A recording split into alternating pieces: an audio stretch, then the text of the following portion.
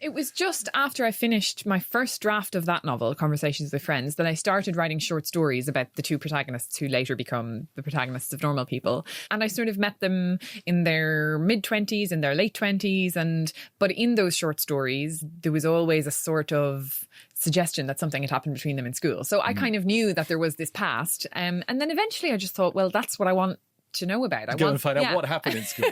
I want to know the whole story up till, they finish college. And so that was where my interest took me. And so the process was very much just trying to figure out, because the book is kind of composed of scenes, there are sort of like 18 main scenes in it really, sort of choosing where to meet them, where to bump into them, and what I could get out of different sort of meetings between them.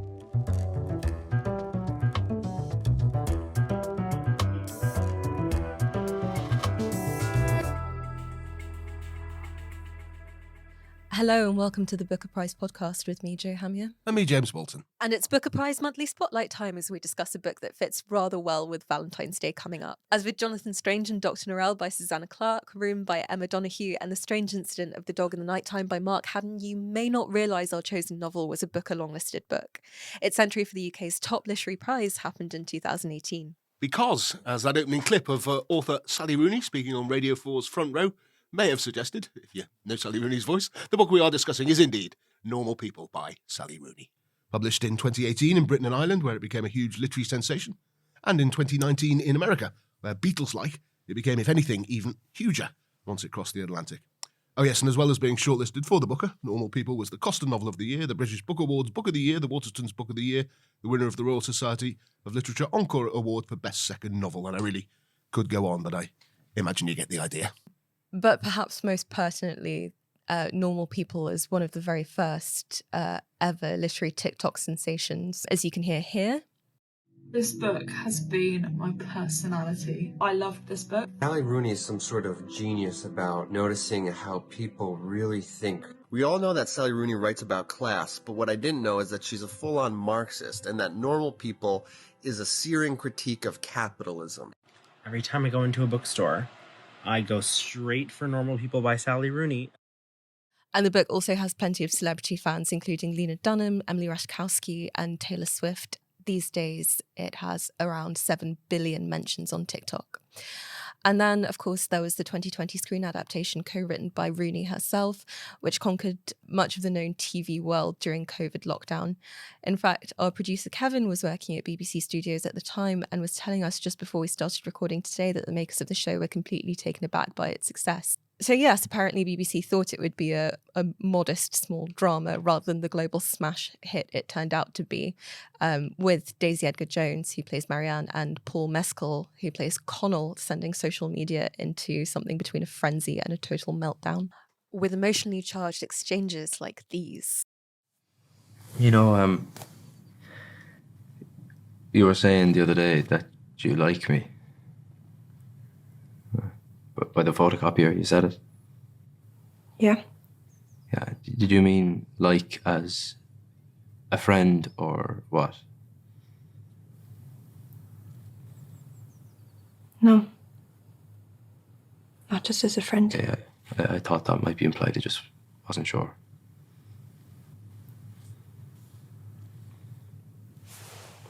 See, I'm just a little confused about what I feel. I think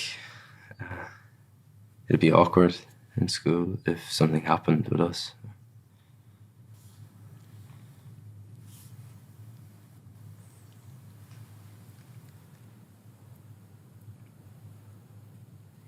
No one would have to know. So, among other things, what we'll be asking today is how on earth did all this happen and why to a novel written by a serious-minded, at times almost punishingly thoughtful young Irish Marxist. But maybe let's start right at the beginning, Jo, with the young Irish Marxist who was responsible for all of this. Can you tell us a bit about Sally Rooney? Yeah, it almost feels weird to tell people about Sally Rooney now at this point. That's how big she's gotten, although she keeps a fairly low profile these days. She's the author of 3 novels, Conversations with Friends in 2017, Normal People, which we're discussing today, which came out in 2018, and most recently, Beautiful World, Where Are You in 2021. And like Normal People, Conversations with Friends was also adapted into a BBC miniseries, although I think slightly less successful than Normal People.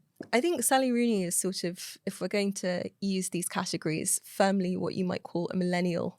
She was born in County Mayo in 1991. She sort of kind of incredibly completed her first novel at 15, which I find astonishing. She calls it trash. She began her debut novel, Conversations with Friends, while she was studying for her master's degree. And shortly into the period of its writing was signed by the Wiley Agency, for those who don't know the Wiley Agency, run by Andrew Wiley. So it's sort of amazing to have not even published your first debut and to have already been signed. No. And it was she was at Trinity College, wasn't she, in Dublin with the... Yes, she was. What's this stuff about? Was she, like, she got into debating, but in true Sally Rooney style, ended up as the European champion debater of something or other? Yes, she seems to be the sort of person who, when she does something, she does it extremely well. I mean, it's an extraordinary story, because I don't remember a novel having this level of impact last 20 years, really. And, this debating champion, intellectual Marxist, suddenly finds herself at the eye of this sort of mad storm. But James, we're getting ahead of ourselves. Why don't you tell us what Normal People is actually about? Okay, Joe. So it opens in Carrickley, which is a fictional town in County Sligo in the west of Ireland, where Sally Rooney is from the west of Ireland, where we meet the two main characters straight away, aged 18. So there's Marianne, who's clever, posh, and living in a great big house with her mother Denise and her brother Alan, her father having died when she was 13. And then there's Connell, who's clever, not posh, and has never known who his father is, but his single mother Lorraine works as a cleaner for Marianne's family, which is why he's come to the big house to pick her up in his car. Marianne and he get talking, and there's an obvious, if slightly odd and hesitant connection between them, especially after Marianne says that she likes him. And then from then on, each successive chapter sort of plonks us down every now and then, usually a few weeks later, sometimes a few months, sometimes a few days, as their relationship progresses and quite often regresses. So in chapter 2, they have the first kiss, which is also Marianne's first ever kiss.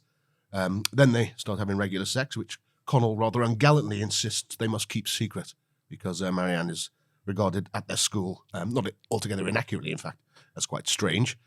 And then they apply for university. This is quite an important thing. She changes his life, really.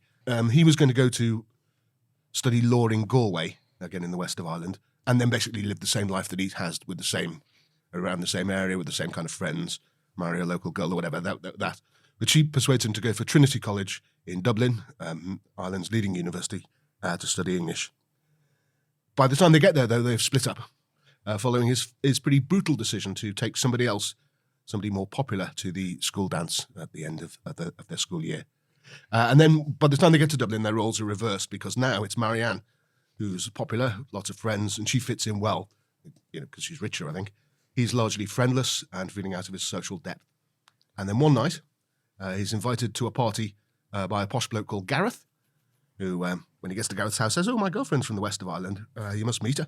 And who should it be but Marianne, of course. And the connection is still obviously there, and before too long they start sleeping together again, then break up again, then start sleeping together again, then break up again. Pretty much all while remaining best friends and confidants, which we, often to the dismay of their new partners. I won't spoil it by saying where they're up to by the end of the book in that process, but I can say that famously, Normal People, together with Conversations with Friends, earned Rooney the never very welcome tag, I don't think, of voice of a generation. And Joe, you are of that generation, so at the risk of turning you into the voice of it, what did you make of Sally Rooney when you first read her? Did Normal People have a big impact? Yes, it did. I just finished my undergraduate degree in 2018. That's a really depressing sentence for both of us to hear. Mainly me. And I was having... God, I don't even know what to call it anymore. Let's diminish it so I still have some dignity left by the end of this podcast. A dalliance with a boy, and who quite ritually managed to humiliate me in ways that I'm not even sure he's aware of. Let it out, Joe. It's all good. I'm engaged now. And you showed him. Yeah, and I was just fairly heartbroken, I think. So I picked up Normal People And I was working as a bookseller at the time, so it was kind of in the air if you were a bookseller. There was always someone coming into the shop going, "Have you got Sally Rooney's Normal People?" So this is when Rooney Mania is taking off, is it? Yeah, I mean, it already kind of had taken off with Conversations with Friends, because that I remember really clearly always being... I worked at Waterstones Piccadilly, which for people who don't know is 8 floors of books, and it's massive, and it's impossible to... As a bookseller, you have a sort of generalized knowledge of where everything is, and month by month you have a kind of shifting knowledge of where books that are selling really well are. And I just remember with Conversations with Friends knowing where it was for longer than... Usually you know where a book is for sort of a month to 3 months. With Conversation with Friends, I think I knew where it was for about 6. And then even more so with Normal People. So I picked up Normal People kind of loose and then just really unexpectedly found myself like dry heaving and sobbing a few pages in. And it was one of those times where I think for the first 3 reads, I couldn't really tell you what the book was about, except that I had cried at sort of every page. So the first 3 reads is an interesting phrase in itself. I read it really compulsively. I kept... Because it's a many really times? easy book to read. Probably more than 10 times. Wow. I remember the first time... Not in a row, though. But I remember the first time I read it, it was summer. I was still in London. And then somewhere around that time, I moved back in with my parents for the summer, and I was still reading it. And then I remember when I started my master's at Oxford, I was still reading it. It was a long heartbreak, James. Okay. I just kind of sobbed over it for like months, genuinely months, maybe even close to like a year. And it's been really interesting reading it now, however many years later, with an engagement ring on my finger, because I still cried, but I'm like in a happy relationship about to get married. And yet I didn't cry as much. I only cried twice this time, but it still does the same thing to you. So it's interesting, like heartbroken or not, it still gets under your skin. Did you cry, James? I didn't, Joe. Oh. And in fact, I mean, I do really like it, and we'll get into lots and lots of aspects of it, and I find very compelling, but no, didn't shed a manly tear. But in fact, so heartless am I can't quite imagine which were the bits that you cried at. I don't think it's a spoiler to say that Marianne, it's very heavily hinted that she was abused by her dad, physically hit by her dad, and that her brother enacts the same kind of violence on her, and her mother is totally okay with this. So there's a point for the first time ever where Marianne calls Connell after something like this has happened. She's never really confided in him at this level before, and he immediately drives over to her house, picks her up, goes in and tells her brother in no uncertain terms that if he lays a hand on her again, Connell will kill him. The brother's name is Alan. Connell will kill Alan. And then he gets back in the car and just flips and says to Marianne, flips as in like becomes completely calm and says, "I will never let anyone hurt you." But the grand irony of that is that actually the person who's probably hurting Marianne the most in her life is Connell. So that made me cry this time around. Actually, there is one bit where there might have been a tear pricking in my eye. I'm not ashamed to say. Quite early on, where Marianne is sort of hanging out with the other girls for the first time, really, and some older bloke comes and sort of grabs her.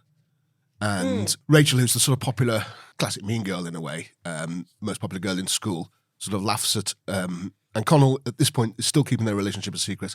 And Rachel sort of laughs at Marianne making a fuss about this. And Connell springs to her defense and says, "Rachel, will you ever just F off?" Yeah. And that's a sort of very cheering moment, I think. Yeah. I think also like this time around, I can say for certain that the first 10 times around, the kind of crying wasn't just motivated by the book.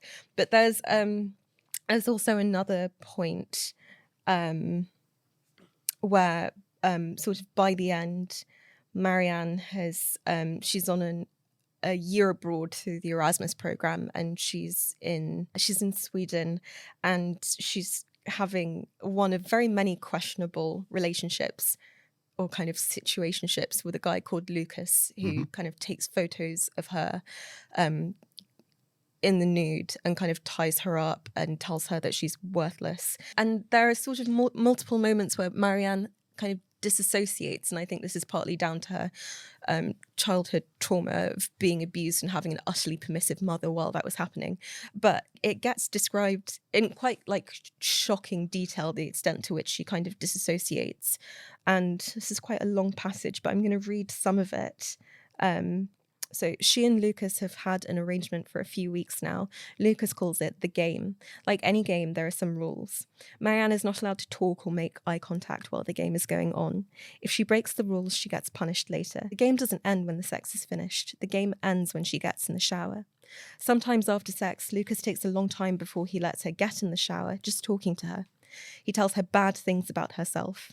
It's hard to know whether Marianne likes to hear these things. She desires to hear them, but she's conscious by now of being able to desire in some sense what she does not want. The quality of gratification is thin and hard, arriving too quickly and then leaving her sick and shivery. You're worthless, Lucas likes to tell her. You're nothing. And she feels like nothing, an absence to be forcibly filled in. It isn't that she likes the feeling, but it relieves her somehow. Then she showers and the game is over. She experiences a depression so deep it is tranquilizing. She eats whatever he tells her to eat. She experiences no more ownership over her own body than if it were a piece of litter. Passages like that get to me. Yeah, well, maybe we should, just because we seem to have come to it, we did have a rather cunningly put together running order, but let's just go where it leads us maybe. And obviously this question of Marianne's masochism. There's one bit where she's trying to explain it to Connell, and she says, "It's not that I get off on being degraded as such," she says. "I just like to know that I would degrade myself for someone if they wanted me to." That's a really fine distinction to me. And also, I mean, I don't get it, basically. She then says, "Does that make sense?"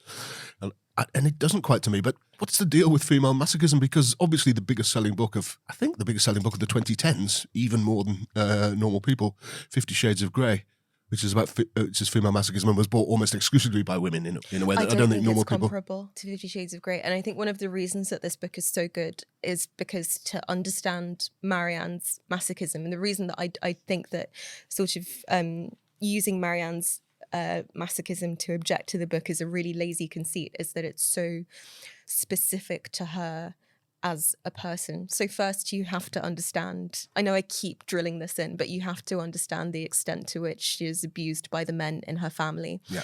And then I think it's also really important to know about another female character in this book who's actually Connell's mum, who is possibly one of the only people in this book who stands up for Marianne. When Connell doesn't take Marianne to the Debs, his mother, she kind of queries it in the car with Connell, and at the end of the conversation she says, "Well, I think you're a disgrace and I'm ashamed of you." Yeah, she more than queries it. She absolutely... Yeah, she really nails into him. But the thing about Lorraine, she's kind of a sparingly mentioned character, but I think she is another kind of representation of the extent to which, specifically in Ireland, there's a very limited agency that women have with their bodies. So you find out essentially that Lorraine had Connell when she was 17, probably not even out of school, and that her, the father is completely out of the picture even before she's given birth.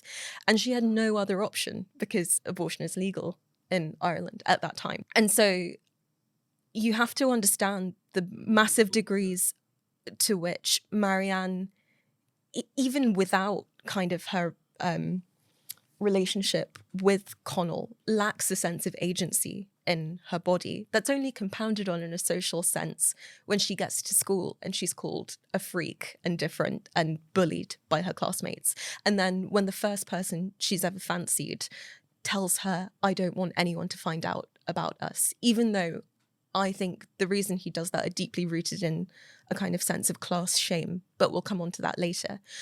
The reason that Marianne's masochism is so deeply affecting, to me at least, is that it's not at all rooted in any sense of sex. And this is why I don't think it's comparable to 50 Shades of Grey, where it's a long time since I read 50 Shades of Grey, but there is a kind of tangential pleasure or kind of desire or joy in those books. There's none at all in Marianne's character. She's essentially rooted being degraded into her ability to be at all perceived. And that starts very early on in her childhood. And that's why I don't think it's a kind of insufferable or questionable aspect of her character. It's a deeply kind of psychosocial and political one. No, if that makes sense. No, I do agree with that. I mean, but there is some because one of the people she goes out with, when not going with Connell, is this posh guy called Jamie. Yeah. She says, I suggested it to him. Again, she's explaining it to Connell, that I could try being more submissive, and it turns out he liked to beat me up. He hits me with a belt sometimes, things like that. I mean, Connell's pretty shocked, as I think, as are we. I mean, a lot of it to me is recognisable about being in your 20s. But I did wonder if the sort of Twitter world where everything is either really good or really bad, the phrases good person and bad person are used quite starkly in the book, aren't they? And there's one bit, for example, actually, I'd like to take a bit of a run up at this. Yeah. Because so I think so whether this is new or not, I think people on the left particularly have always been pretty ruthless on themselves and pretty disappointed in their own reactions, which don't live up to their ideals. I think maybe that's always been true. Here is one point, Marianne. She tries to be a good person, but deep down she knows she is a bad person. Corrupted, wrong, and all her efforts to be right, to have the right opinions, to say the right things, these efforts only disguise what is buried inside her, the evil part of herself. Now, say she has an evil part of herself, but covering it up by trying to be right and do the right things and do the right thing, it seems a pretty good way of dealing with it. It seems about the right thing to do. Pretending to be nice is being nice. But do you not think, because that is at the level of the character, right? But at the level of the novel itself, in which these two people, however clever and educated they may be, are consistently sustaining quite massive personal failures over the course of their lives. At the level of the novel, do you not think Rooney is sort of saying that this is an unsustainable system? That splitting things into categories of good or bad, or thinking of yourself as a good or evil person, that fundamentally what she is saying is that essentially this is what leads to no end of trouble on the level of kind of Connell and Marianne's relationship to themselves as a couple, but also internally, because both of them have quite severe mental health issues. Like towards the end of the book, we have this protracted scene in which Connell's doing a kind of checklist for symptoms of depression. And he keeps trying to sort of mitigate. He doesn't want to scare his therapist, who he's about to see. So he keeps going, oh, actually, I have this really extreme feeling, but I don't want to be thought of as mad. So I'm just going to kind of say that it's a bit less. Where in fact, if he actually just spoke honestly, he would get treated and it would be fine. Yeah. Yeah, no, I agree that the book possibly does question that idea of good person versus bad person. But again, I wonder if that's almost... Do you think there's times almost where the book slightly satirises Marianne's Marxism? I'm thinking of two moments in particular. There's one bit where Connell meets her for coffee and he's held up by a demonstration. And Marianne says... she says, what was it about? And he says, I'm not sure. She hopes it's about abortion, but I think it's probably about household tax or something. And she says, may the revolution be swift and brutal. And then they have a cup of coffee and sort of chat. Or more so, there's one bit where she's talking to her friend Joe, who gets a job, and Marianne's rather scornful that she's working for the man. And she says to Joe, money is just a social construct. But Marianne's able to say that because she's got loads and loads of it. Yeah. So I think there's sometimes in which Marianne's Marxism is almost satirised, almost comically. I think actually this is my one issue with the novel. And it kind of pertains to Connell as a working class boy as well, which is that I don't know if they're so much satirised as, to me, from time to time, they kind of become caricatures of the kind of conflicting ideologies that Sally Rooney is trying to put into conversation. So Marianne is, this kind of rich Marxist who lacks a kind of self-awareness, especially when it comes to the kind of influence that she has over Connell's life. You said in your introduction that she's the person who convinces him to go to Trinity. What you didn't say is that before that, Connell was considering a law degree that probably would have furnished him much more adequately with the resources he needed. No, I did say that in Galway, and he would have lived a local life. And he at that point is realising he decides which of two people he's going to be. Yeah. The guy who stays in the west of Ireland Or the guy who goes to Trinity and Yeah. takes his chances. There's another point at which Marianne has a friend of hers hook Connell up with a job at a restaurant that's doomed to close, and everyone knows this, but Connell still takes the job because he's with Marianne and he can just stay with her at her house. He doesn't really need money when he's with her. And then on the other hand, you have Connell, who doubts his own ability to say something because of his class background so much that it kind of feels like a caricature of a working class person, you know? When he gets to Trinity, there are these descriptions of how he feels kind of inferior to everyone around him that keep recurring. So this is one. This is what it's like in Dublin. All Connell's classmates have identical accents and carry the same size MacBook under their arms. In seminars, they express their opinions passionately and conduct impromptu debates. Unable to form such straightforward views or express them with any force, Connell initially felt a sense of crushing inferiority to his fellow students, as if he had upgraded himself accidentally to an intellectual level far above his own.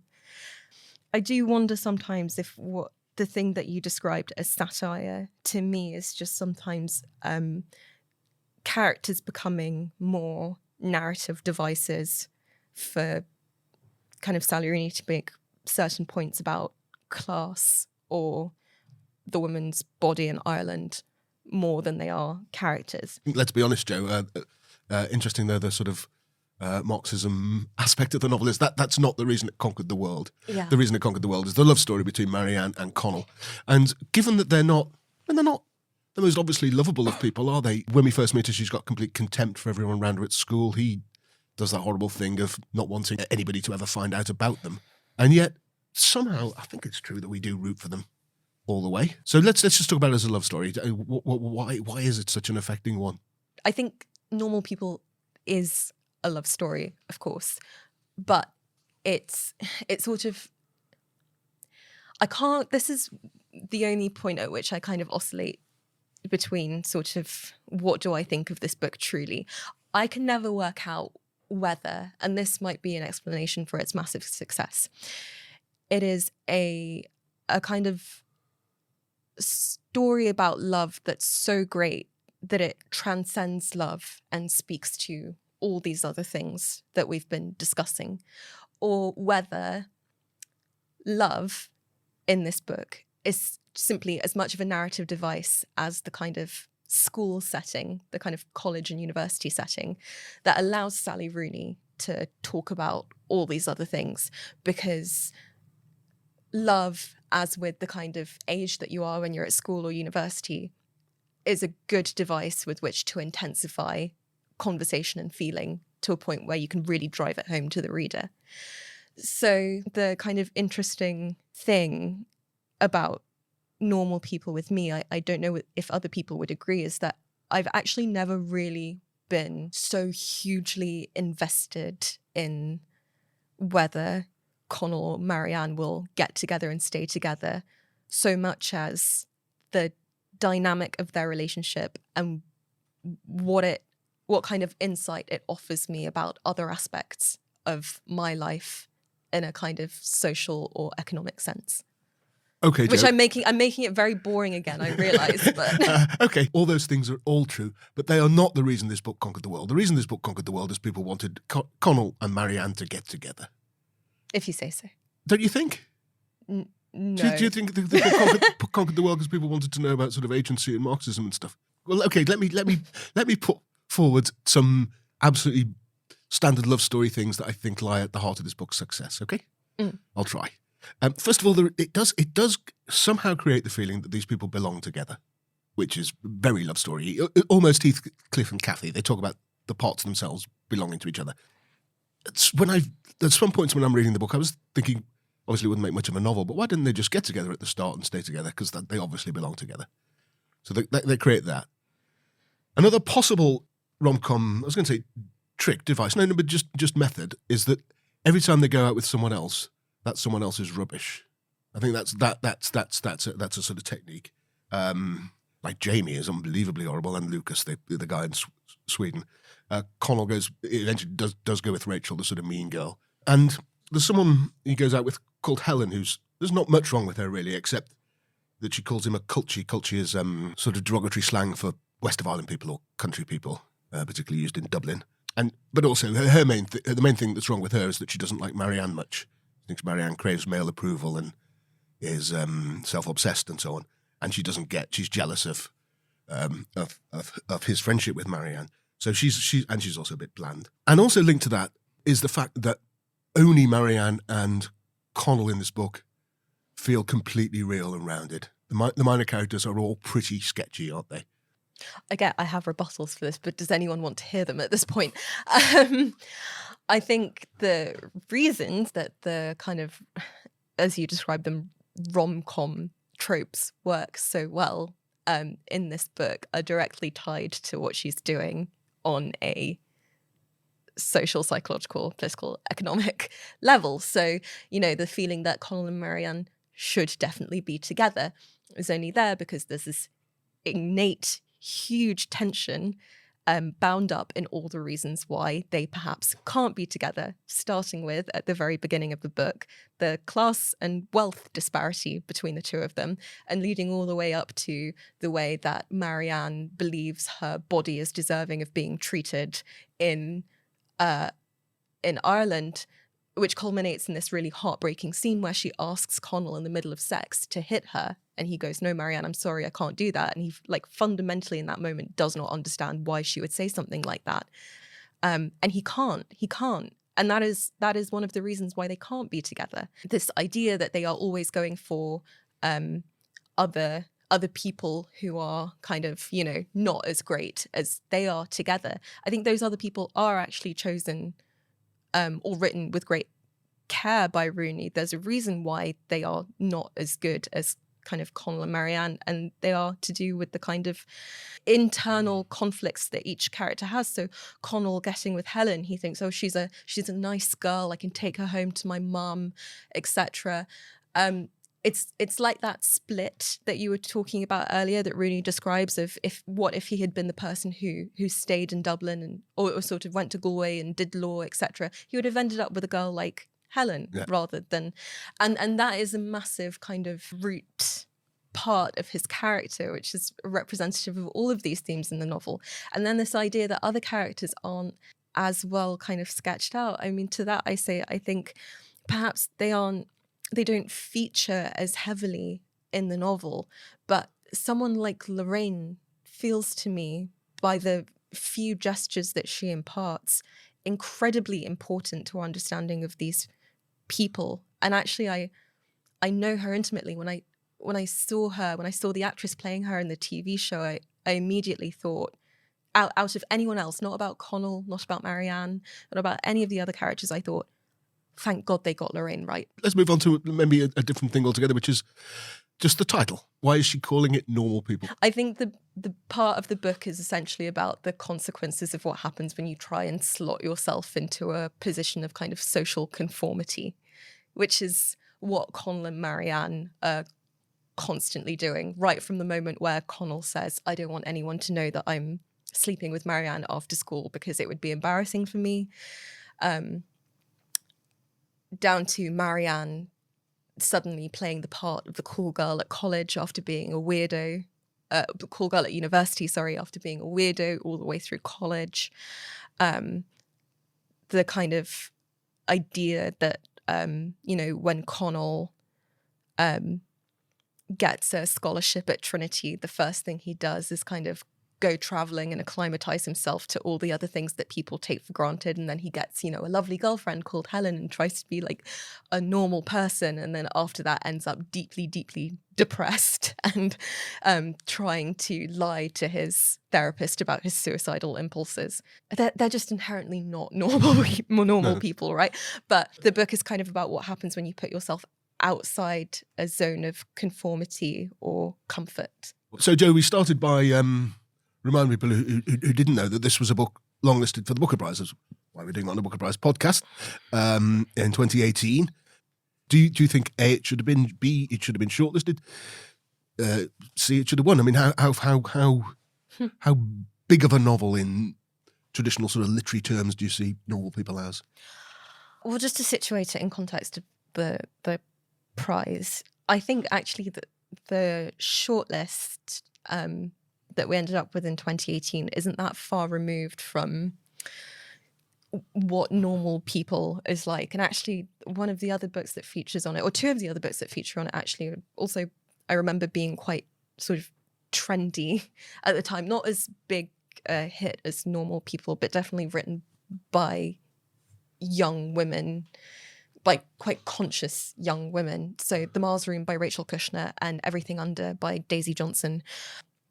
Not exactly the same, but kind of there was like a trend that I think is starting to wane a little bit now. At the time, it was really popular in publishing for these kind of millennial/Gen Z books by, you know, women with things to say. I guess this is kind of a tired concept now, but the winner we ended up with was Milkman by Anna Burns, which is another kind of very quiet feminist Irish, Northern Irish, yeah, novel. I think we did end up with a shortlist in 2018 that kind of you could trace a legacy between Normal People and it. It did catch the literary world by surprise, Normal People from memory, even though actually Conversations with Friends, as you say, had already caused quite a stir. So maybe it should have been. Do you know what the interesting thing is? I think Conversations with Friends is the better novel. Yeah. Yeah.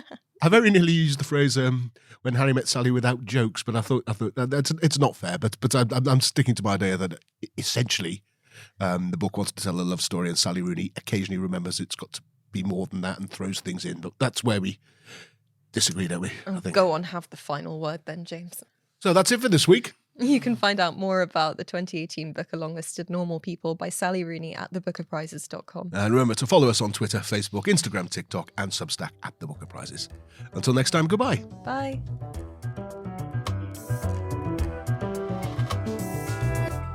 The Book of Prize podcast is hosted by me, Jo Hamier, and by James Walton.